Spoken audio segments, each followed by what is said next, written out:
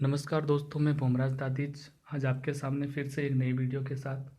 आज हम राजस्थानी शैली में मेवाड़ शैली के बारे में पढ़ने वाले हैं। इससे पहले अपन ने राजस्थानी शैली जो राजस्थानी लघु चित्र शैलियाँ जो पार्ट है अपन ने शुरू किया था, जिसमें राजस्थानी शैली का परिचय में अपन ने पढ़ लिया था कि राजस्थानी शैली किसे कहते हैं, ये कब शुरू हुई थी।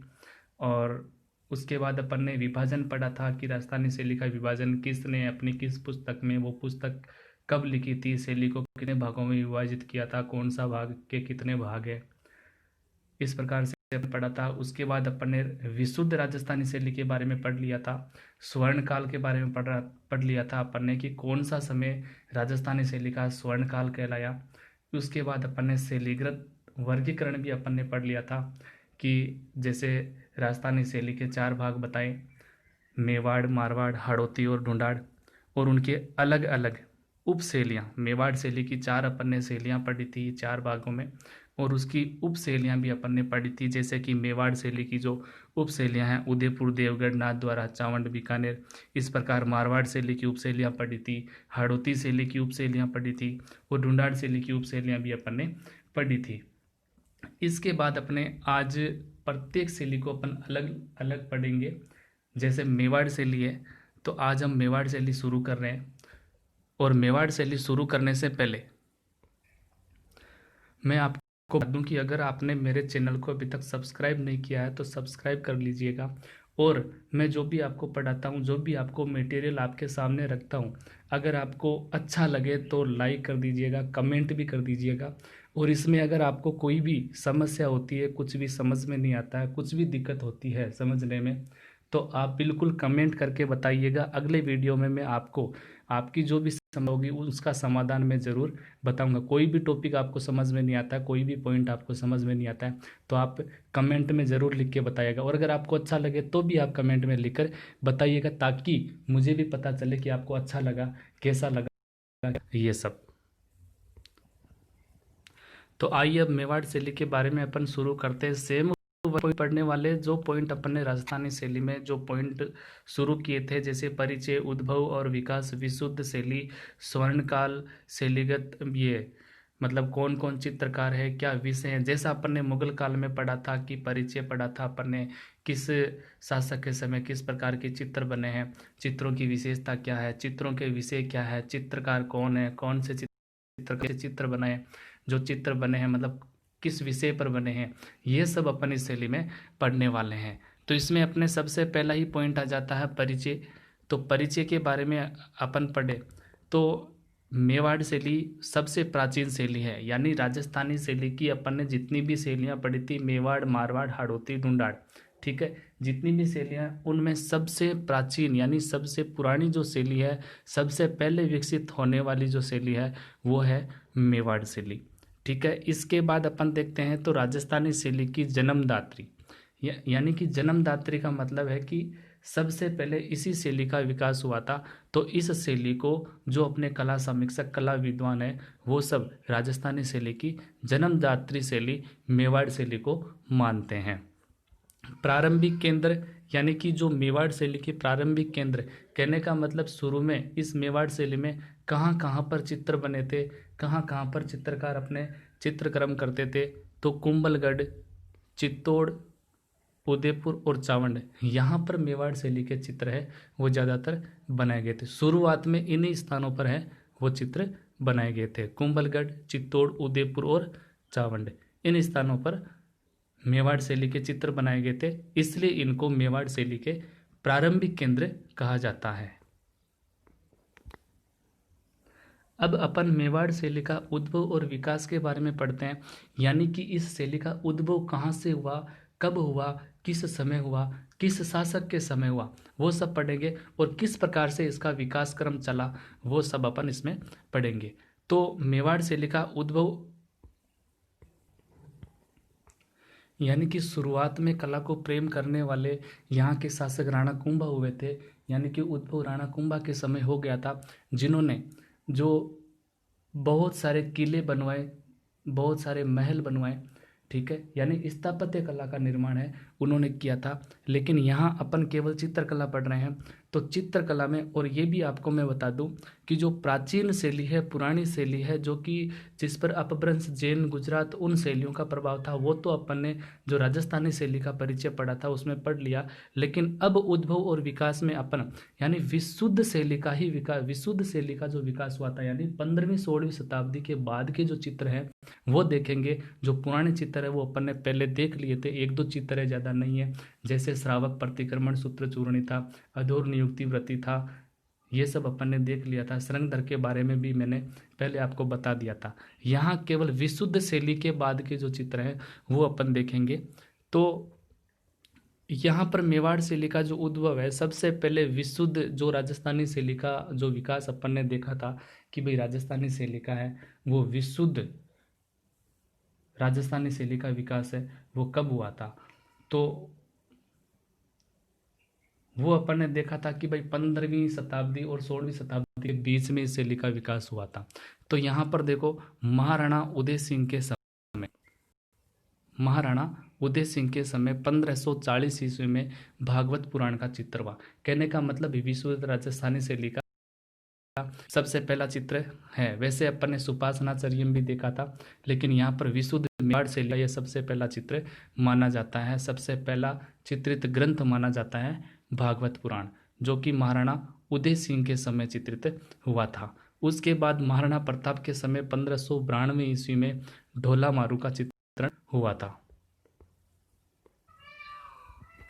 ये ढोला मारू का चित्र वैसे तो मारवाड़ शैली में हुआ। अगर सीधा आपको क्वेश्चन पूछें कि ढोला मारू का चित्रण है वो किस शैली में हुआ, तो आपको मारवाड़ शैली लिखना है। लेकिन मारवाड़ के बाद ये मेवाड़ शैली का ही नंबर आता है। मारवाड़ के बाद सबसे ज़्यादा ढोला मारू का चित्रण है वो मेवाड़ शैली में हुआ था। और मेवाड़ शैली में भी किस शासक के समय हुआ था, महाराणा प्रताप के समय हुआ था, 1592 ईस्वी में हुआ था।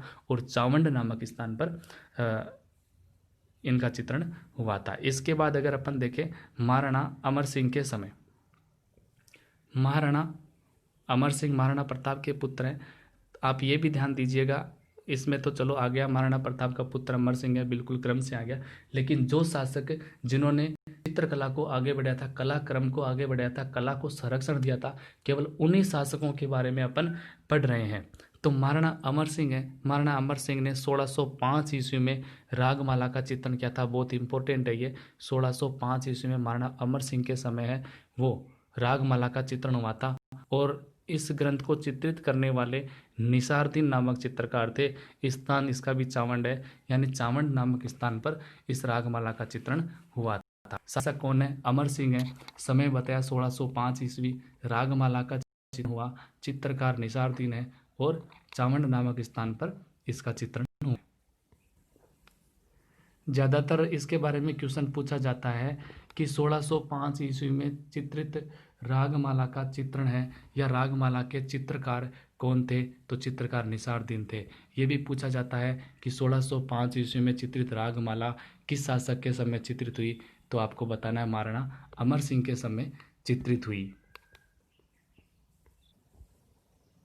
अब आपको समझ में आ गया है तो ठीक, वरना मैं आपको बता देता हूँ कि ये रागमाला है क्या चीज़। आपको आसानी से समझ में आ जाएगा। रागमाला, राग एक संगीत पर आधारित शब्द है।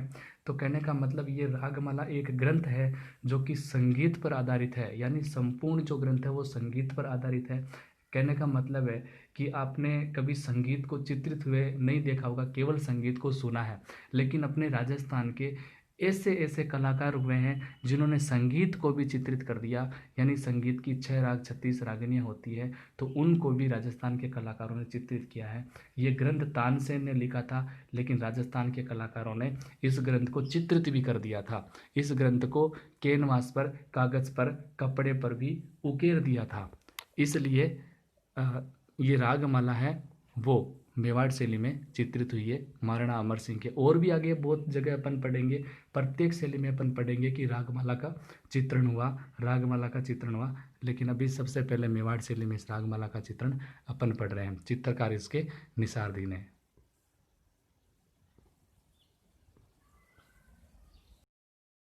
बाद अपन देख रहे हैं अमर सिंह के बाद अमर सिंह के बाद महाराणा जगत सिंह प्रथम आते हैं, जो कि वल्लभ संप्रदाय से संबंध, यानी कि वल्लभ संप्रदाय को मानने वाले थे। कहने का मतलब है कि भगवान कृष्ण की बाल लीलाओं की पूजा ये करते थे। वल्लभ संप्रदाय का मतलब है भगवान कृष्ण की बाल लीलाओं से संबंधित ये वल्लभ संप्रदाय होता है। तो महाराणा जगत सिंह के समय देखो, जहाँ पर वल्लभ संप्रदाय आ जाता है तो वहाँ पर आप ये समझना कि वहाँ पर भगवान कृष्ण की लीलाओं से संबंधित चित्र बने हैं, भगवान कृष्ण की बाल लीलाओं से संबंधित चित्र बने हैं। तो कहने का मतलब अगर सीधा सा आप समझ जाइए कि महाराणा जगत सिंह है वो वल्लभ संप्रदाय से संबंधित है, तो कहने का मतलब इनके समय जो चित्र बने हैं वो सबसे ज़्यादा भगवान भगवान कृष्ण की बाल लीलाओं से संबंधित ही चित्र बने हैं। ठीक। अब आगे बात आती है अन्य चित्र किस प्रकार के बने, तो अन्य भागवत पुराण के चित्र बने जो भगवान कृष्ण से संबंधित है। गीत गोविंद के चित्र बने, ये भी भगवान कृष्ण से संबंधित है। सूर सागर के चित्र बने, रामायण के चित्र बने। ये महाराणा जगत सिंह के समय है वो इस प्रकार के ग्रंथ है वो चित्रित हुए थे। आगे देखते हैं अपन 1648 ईस्वी में भागवत पुराण का चित्रण हुआ, जो कि जिसका चित्रकार था शहाबुद्दीन। ठीक है, जिसके एक सूत्र महत्वपूर्ण बताए जाते हैं। कहने का मतलब क्वेश्चन पूछ लिया जाता है कि 1648 में चित्रित भागवत पुराण किस शासक के समय चित्रित हुई, या 1648 ईस्वी में चित्रित भागवत पुराण के चित्रकार कौन है। ठीक है, तो चित्रकार शहाबुद्दीन है, आपको अच्छे से याद करना है इसको। आगे अपन देखते हैं 1651 ईस्वी में रामायण, जो कि मनोहर नामक चित्रकार ने चित्रित की थी। किसके द्वारा चित्रित हुई है, मनोहर के द्वारा चित्रित हुई है 1621 की 51 की 1651 की रामायण मनोहर नामक चित्रकार ने चित्रित की। यह भी जगत सिंह प्रथम के समय। इसके बाद ये 1651 की जो रागमाला है चित्तौड़ नामक स्थान पर चित्रित हुई, और वर्तमान में ये कहाँ है, मुंबई के प्रिंस ऑफ वेल्स संग्रहालय में ये वर्तमान में संग्रहित है। इसकी दूसरी प्रति है वो सरस्वती भंडार उदयपुर में, यानी कि दो प्रतियां चित्रित हुई है।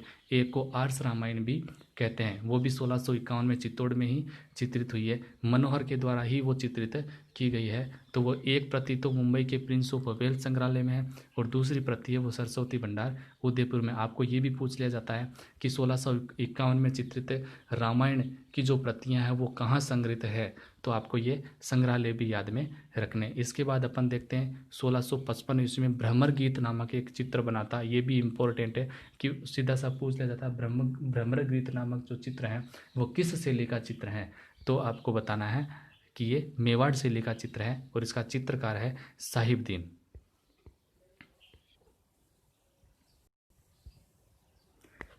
इनके बाद पढ़ते हैं अपन महाराणा राज सिंह। तो राज सिंह के समय भी बहुत सारे चित्र बने भगवान कृष्ण से संबंधित, और अपन ने पहले पढ़ा महाराणा जगत सिंह के समय भी बहुत सारे चित्र है वो भगवान कृष्ण से संबंधित बने हैं। महाराणा जगत सिंह का जो पंथ है, या महाराणा जगत सिंह अपन कह सकते हैं किस संप्रदाय से संबंधित है, तो वल्लभ संप्रदाय। एक चीज़ का और ध्यान रखिएगा, अपन जो भी जिस शैली में जो शासक पढ़ रहे हैं और जो शासक इससे ज़्यादा वल्लभ संप्रदाय के चित्र बनाए हैं उसी शासक का समय है वो स्वर्ण काल कहलाएगा। तो जैसे अपन ने जगत सिंह के समय बहुत सारे चित्र बने, क्योंकि उन्होंने रागमाला को भी चित्रित करवाया जगत सिंह ने, और भी बहुत सारे जैसे रामायण है वो गीत गोविंद है, सूर सागर है, इनको भी चित्रित, यानी बहुत सारे चित्र जगत सिंह ने बनवाए। तो इसका मतलब जगत सिंह का जो जगत सिंह प्रथम समय है वो मेवाड़ शैली का स्वर्ण काल कहलाएगा। और आप ये भी देख लीजिए, अपन ने पढ़ा कि जो मेवाड़ शैली का समय यानी 17वीं 18वीं शताब्दी का जो समय है वो मेवाड़ शैली का स्वर्ण काल अपन ने पढ़ा था। ठीक है, तो कहने का मतलब जगत सिंह का समय भी 17वीं 18वीं शताब्दी के आसपास ही है, इसलिए मेवाड़ शैली का ये स्वर्णकाल माना जाता है। यानी राजस्थानी शैली का जो स्वर्णकाल अपन ने पढ़ा था 17वीं 18वीं शताब्दी का समय, तो ये जो शासक 17वीं 18वीं शताब्दी के आसपास आते हैं वो उनका समय है वो स्वर्णकाल कहलाएगा। तो यहाँ पर जगत सिंह आगे, जगत सिंह ने बहुत सारे चित्र भी बनाए, तो इनका समय वो स्वर्णकाल कहलाएगा। इसके आगे अपन देखते हैं महाराणा राज सिंह। तो राज सिंह ने भी भगवान कृष्ण से संबंधित है बहुत सारे चित्र बनाए। तो मेवाड़ शैली में दोनों ही शासकों के समय को स्वर्णकाल माना जाता है, लेकिन ज़्यादा राज सिंह को माना जाता है। अगर सीधा सा छोटा सा क्वेश्चन आपको पूछें कि मेवाड़ शैली के किस शासक के समय को मेवाड़ शैली का स्वर्णकाल कहा जाता है। ठीक है, तो आपको वहाँ पर जगत सिंह लिखना है, और दोनों भी लिखोगे तो चलेगा, लेकिन अकेला राज सिंह आपको नहीं लिखना है। या तो आप जगत सिंह लिख देना, या आप जगत सिंह और राज सिंह दोनों लिख देना। ठीक है, इसके बाद अपन देखते हैं राज सिंह का समय। तो राज सिंह है वो श्रीनाथ जी की मूर्ति के संबंध में मुगलों के विरुद्ध संघर्ष हुआ था।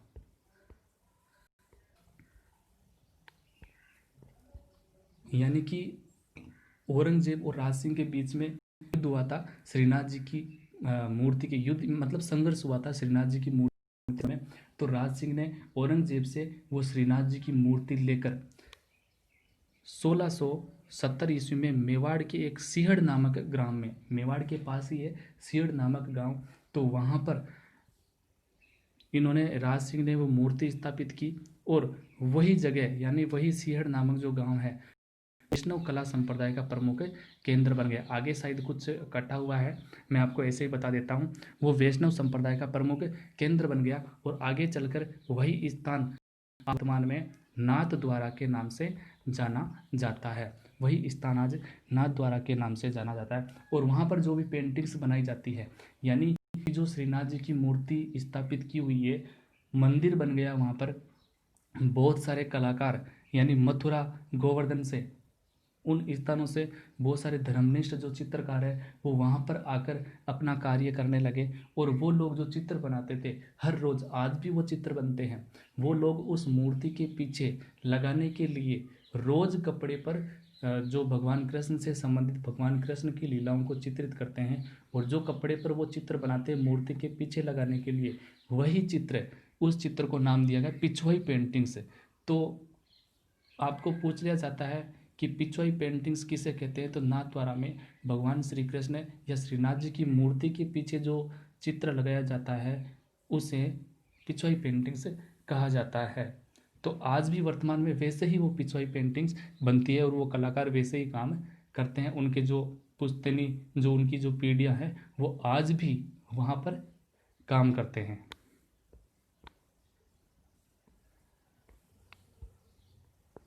और इस तरह वहाँ पर मूर्ति स्थापना के बाद नाथद्वारा और गोवर्धन से बहुत सारे कलाकार वहाँ पर आ गए, और अपनी एक नई शैली का, यानी वो कपड़े पर चित्र बनाकर उसके पीछे लगाने का, और वही शैली है वो नाथद्वारा शैली के नाम से भी जानी जाती है। अपन ने पढ़ा था कि मेवाड़ शैली की एक उप शैली है नाथद्वारा शैली, तो वही नाथद्वारा शैली ये है जिनका सूत्रपात इन कलाकारों ने किया था। और शासक वहाँ का कौन है? राज सिंह है। इनके बाद और भी कई शासक हुए जिन्होंने इस मेवाड़ शैली के विकास क्रम को आगे बढ़ाया, जैसे महाराणा अमर सिंह द्वितीय, महाराणा संग्राम सिंह है, महाराणा भीम सिंह, इन्होंने मेवाड़ शैली के विकास को है वो आगे बढ़ाया था। कौन कौन? महाराणा अमर सिंह द्वितीय, महाराणा संग्राम सिंह द्वितीय और महाराणा भीम सिंह, इन्होंने मेवाड़ शैली को आगे बढ़ाया। महाराणा जो भीम सिंह है वो मेवाड़ शैली के अंतिम शासक हुए। इनका समय मतलब मेवाड़ शैली का अंतिम काल था। इन्होंने सबसे ज़्यादा भित्ति चित्रों का निर्माण भित्ति चित्रों का निर्माण करवाया, जो कि आज भी देखने को मिलता है, जैसे मर्दाना महल में, बापना की हवेली, कुंभलगढ़, और जो नाथद्वारा के जो भित्ति चित्र है वो इन्हीं के समय यानी कि महाराणा भीम सिंह के समय ही बनाए गए थे। इसके आगे अपन देखते हैं मेवाड़ शैली के प्रमुख चित्रकार, यानी कि उद्भव और विकास ने पढ़ लिया। उद्भव विकास में अपन ने पढ़ा महाराणा उदय सिंह के बारे में। महाराणा उदय सिंह ने भागवत पुराण का चित्रण करवाया था। महाराणा प्रताप ने 1592 ईस्वी में ढोला मारू का चित्रण करवाया। महाराणा अमर सिंह ने 1605 माला का चित्रण करवाया, जिसका चित्रकार है वो निसारुद्दीन था, जो कि चावड़ नामक है। इसके बाद महाराणा जगत सिंह के बारे में अपन ने पढ़ा था, जो कि वल्लभ संप्रदाय के प्रमुख थे, और वल्लभ संप्रदाय से संबंधित उन्होंने चित्र बनाए। भगवान कृष्ण की लीलाओं के उन्होंने चित्र बनाए, जिनका समय मेवाड़ शैली का स्वर्णकाल कहलाता है। उसके बाद अपन ने महाराणा राज सिंह के बारे में पढ़ा था, जो कि श्रीनाथ जी की मूर्ति के लिए जाना जाते हैं, जो कि मुगलों के साथ संघर्ष करके सिहड़ नामक ग्राम में 1670 ईस्वी में श्रीनाथ जी की मूर्ति स्थापित की। और वही स्थान आज नाथद्वारा के नाम से प्रसिद्ध हुआ, और नाथद्वारा शैली, वहाँ की जो प्रमुख शैली वो नाथद्वारा शैली के नाम से जानी जाती है। और वहाँ पर जो चित्र बनाए जाते हैं वो पिछोई पेंटिंग्स के नाम से जाने जाते हैं। इनके बाद अपन ने अंतिम शासक महाराणा भीम सिंह के बारे में पढ़ा, जो कि जिन्होंने सबसे ज़्यादा भित्ति चित्रों का निर्माण मेवाड़ शैली में करवाया। इसके बाद अपन अगला पॉइंट देखते हैं कि मेवाड़ शैली के प्रमुख चित्रकार कौन है। वैसे मेवाड़ शैली के बहुत सारे चित्रकार हैं, लेकिन यहाँ पर मैंने मुख्य 3 कलाकारों के नाम लिखे हैं। तो मेवाड़ शैली के प्रमुख जो मुख्य और इम्पोर्टेंट जो कलाकार हैं, आपको 2 या 3 कलाकार ही पूछे जाएंगे।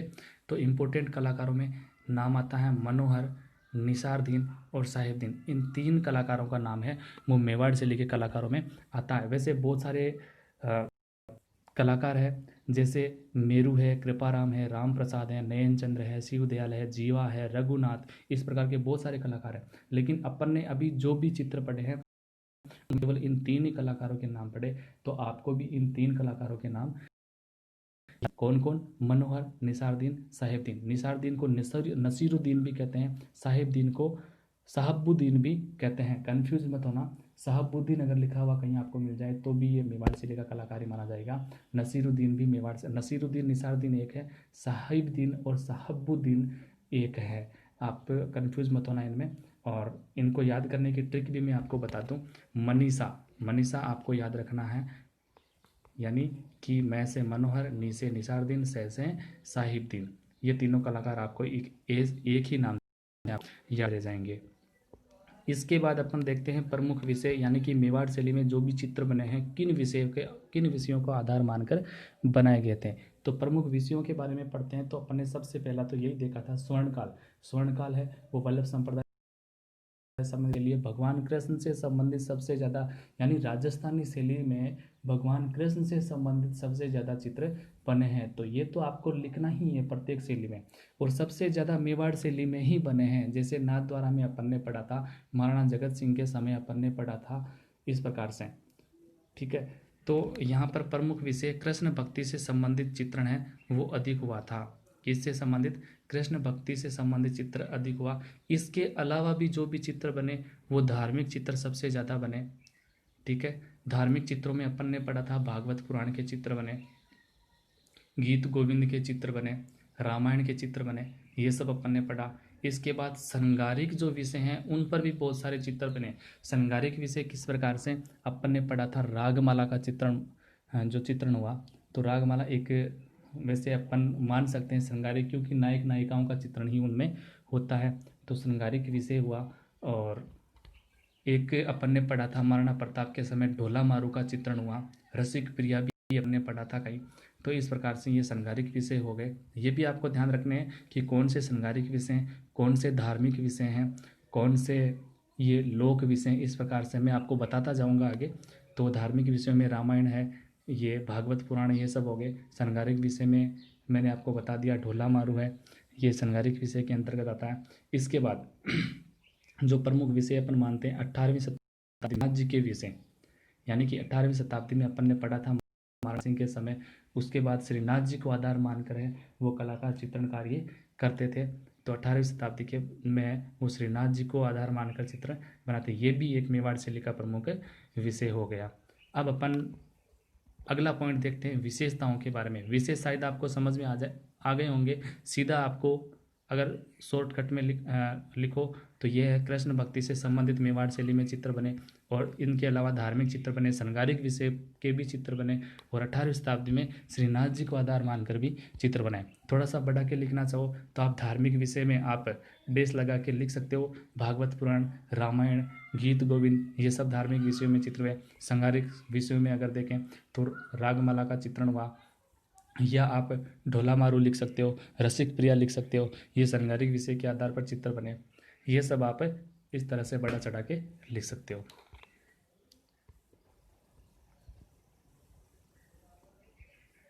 इसके बाद अपन अगला पॉइंट देखते हैं विशेषताएं। तो विशेषताओं में मैंने आपको मुगल शैली में भी यही बताया था, और अभी भी बता दूं कि विशेषताओं में यही पॉइंट सभी शैलियों में, जो भी अपन शैली पढ़ेंगे, अभी मेवाड़ शैली पढ़ रहे हैं, बाद में मारवाड़ शैली पढ़ेंगे, बीकानेर शैली पढ़ेंगे, किशनगढ़ शैली, कोटा, बूंदी, जयपुर, ये सब शैलियाँ पढ़ेंगे। तो उनमें आपको ये विशेषताएं, आपको ये कॉमन पॉइंट देखने को मिलेगा। सबसे पहले पुरुष आकृति, उसके बाद स्त्री आकृति, वेशभूषा, स्त्रियों की कैसी थी, पुरुषों की कैसी थी, प्रकृति चित्रण है, पशु पक्षी है, रंग है, हाशिए, ये सब आपको मतलब कॉमन पॉइंट आपको देखने को मिलेंगे। आपको विशेषता में यही कम से कम 6-7 पॉइंट आपको याद रखने हैं। आप बढ़ा चढ़ा के कैसे लिखते हो वो आप पर डिपेंड करता है। आप पढ़ोगे, आप जब अपनी किताब को आराम से खोल कर देखोगे, नोट्स पढ़ोगे, आप खुद किताब को ये मेरे मतलब वीडियो देखने के बाद आप किताब पढ़ोगे, आपको आसानी से समझ में आ जाएगा। लेकिन जो भी शैली पढ़ोगे आप, विशेषताओं में आपको आप ये कॉमन पॉइंट पढ़ने को मिलेंगे। तो विशेषताओं में होता क्या है, विशेषताओं में यही होता है जैसे चित्रकार अपने पढ़े, विषय अपन ने पढ़े, किस प्रकार के विषय, तो विषय तो जो भी शैली पढ़ोगे उसमें कॉमन पढ़ने को मिलेगा। जैसे रागमाला अपन ने मेवाड़ शैली में, रागमाला अपन आगे मारवाड़ शैली में भी पढ़ेंगे, बीकानेर शैली, जयपुर शैली, इन सब में आप पढ़ोगे। गीत गोविंद भी पढ़ोगे, भागवत पुराण भी पढ़ोगे, कृष्ण से संबंधित चित्र, ये मतलब विषय आप सब में कॉमन पढ़ोगे।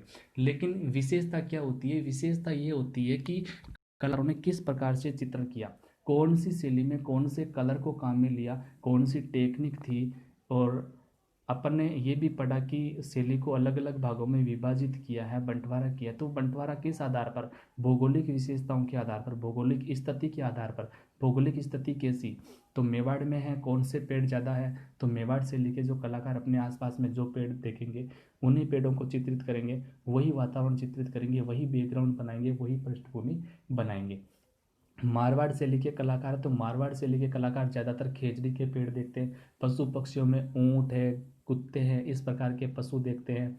पक्षियों में कौवे, कौवे, कबूतर, इस प्रकार के पक्षी देखते हैं। तो जो कलाकार अपने आसपास के जो भी वातावरण में जो भी देखता है उन्हीं को चित्र करता है। तो इस तरह से ये विशेषताओं में अलग अलग आ जाता है कि मेवाड़ शैली में जो पशु पक्षी किस प्रकार के बनाए गए हैं, मारवाड़ शैली में पशु पक्षी किस प्रकार के बनाए गए, बीकानेर शैली में किस प्रकार के बनाए गए। मेवाड़ शैली के लोगों का पहरान अलग होता है, मारवाड़ शैली के जो मारवाड़ के जो लोग हैं उनका पहरान अलग होता है। और जो किशनगढ़ या अजमेर अपन देखते हैं तो उनका पहरान अलग होता है। जयपुर के लोग जो है उनका पहरान अलग है। तो प्रत्येक स्थानों के जो उस समय पहरान जो थे वो अलग अलग होते थे। तो उन पहरान के आधार पर अपन देखते हैं कि जो इनकी वेशभूषाओं की जो विशेषता देखते हैं कि किन की वेशभूषा कैसी है, ठीक है। उनका रहन सहन खान पीन भी अलग अलग होता था। तो उनकी जो कद काठी है, कहीं के लोग मोटे होते थे, तो कई शैली में अपन मोटे लोग जो पुरुष आकृतियां पढ़ेंगे, पतली होती थी, लंबी होती थी। इस प्रकार से ये जो स्त्री आकृतियां, पुरुष आकृतियां अपन पढ़ते हैं।